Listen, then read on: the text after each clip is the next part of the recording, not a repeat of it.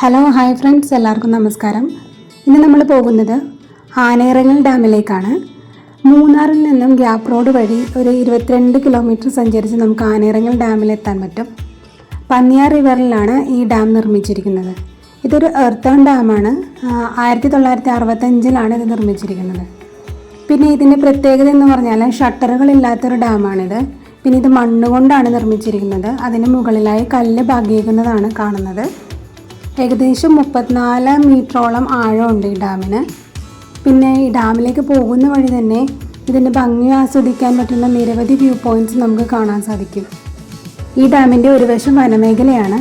അതുകൊണ്ട് തന്നെ നിരവധി ആനകൾ വെള്ളം കുടിക്കാൻ ഈ ഡാമിലെത്താറുണ്ട്.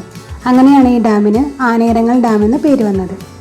ഈ ഡാമിൻ്റെ ഒരു സൈഡ് വനമേഖലയാണെങ്കിൽ മറു സൈഡ് തേയിലത്തോട്ടങ്ങളാൽ നിറഞ്ഞതാണ്. ടൂറിസ്റ്റുകളുടെ വാഹനങ്ങൾക്ക് ഡാമിലേക്ക് പ്രവേശനമില്ല.